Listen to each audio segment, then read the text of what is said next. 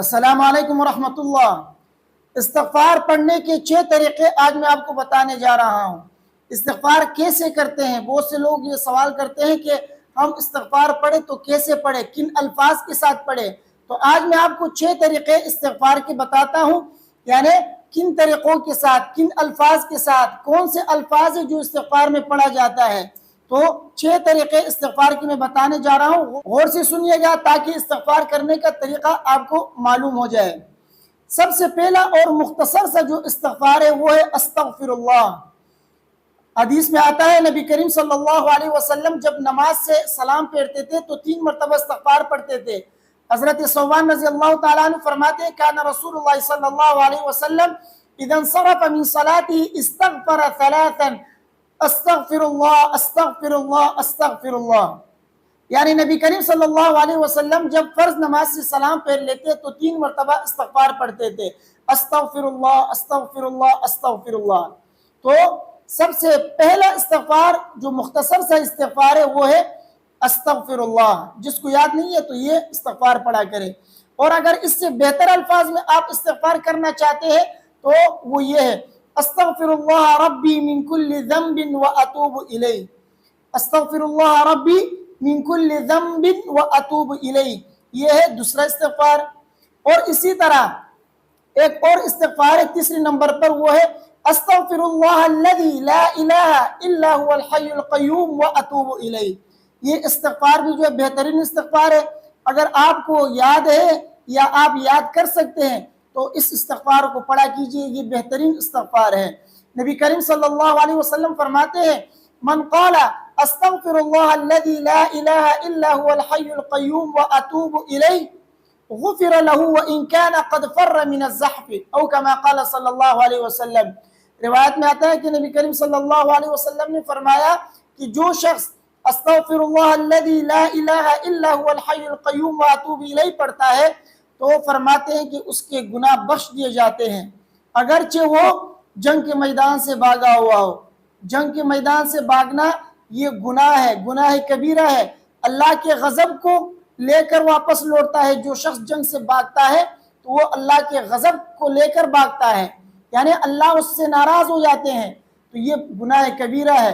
تو کہتے ہیں کہ اللہ تبارک و تعالیٰ اس شخص کو بھی بخش دیتا ہے جو گناہ کبیرہ کر کے ابھی آیا ہو تو اس کو بھی اللہ بخش دیتا ہے۔ تو یہ ایسا بہترین استغفار ہے، اس استغفار کو پڑھا کریں۔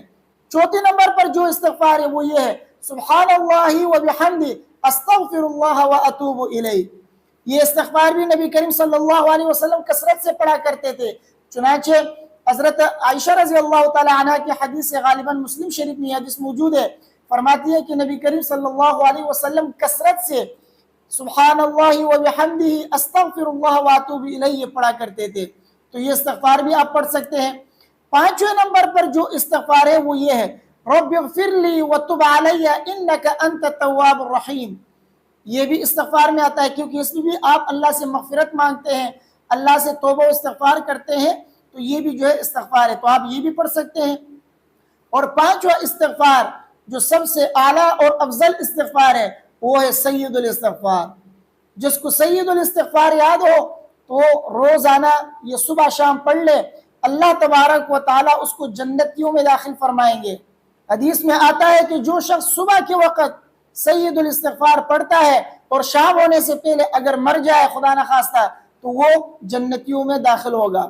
اسی طرح اگر شام کو پڑھتا ہے صبح ہونے سے پہلے اگر اس کی موت آتی ہے تو وہ شخص جنت میں جائے گا۔ چنانچہ شداد بن اوس رضی اللہ تعالیٰ عنہ کی حدیث سے فرماتے ہیں کہ نبی کریم صلی اللہ علیہ وسلم نے فرمایا سید الاستغفار یہ ہے۔ اب آپ کو سنانے جا رہا ہوں کہ سید الاستغفار کیا ہے، ہو سکتا ہے بہت سے ساتھیوں کو یاد نہ ہو۔ سید الاستغفار یہ ہے اللہم انت ربی لا الہ الا انت خلقتنی وانا عبدک وانا علی عہدک ووعدک ما استطعت اعوذ بک من شر ما صنعت ابوء لک بنعمتک علی وابوء لک بذنبی فاغفر لی فانہ لا یغفر الذنوب الا انت۔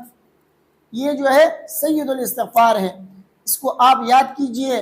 اگر آپ کو سید الاستغفار یاد ہے تو صبح شام ایک مرتبہ اس کو پڑھا کرے، اگر خدا نخواستہ کہیں موت آتی ہے تو آپ جنتیوں میں داخل ہوں گے۔ ویسے جو دوسرے استغفار ہے وہ آپ کرتے رہیے صبح شام 100 مرتبہ یا اس سے زیادہ جتنا آپ کی طاقت ہے آپ کر سکتے ہیں پڑھ سکتے ہیں آپ پڑھا کریں، لیکن سید الاستغفار لازمی صبح شام 1 مرتبہ ضرور پڑھا کرے۔ کیوں؟ اس لیے کہ نبی کریم صلی اللہ علیہ وسلم نے اس شخص کے لیے جنت کا وعدہ کیا ہے جو شخص روزانہ صبح شام 1 مرتبہ پڑھتا ہے۔ مجھے امید ہے کہ میری باتیں آپ کے سمجھ میں آ گئی ہوں گی۔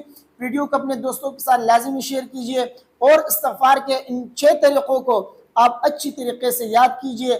جو بھی استغفار آپ کو یاد ہو، آسانی سے یاد ہو سکتا ہو، آپ اس استغفار کو یاد کریں اور اس کو پڑھنے کی عادت بنا لیں۔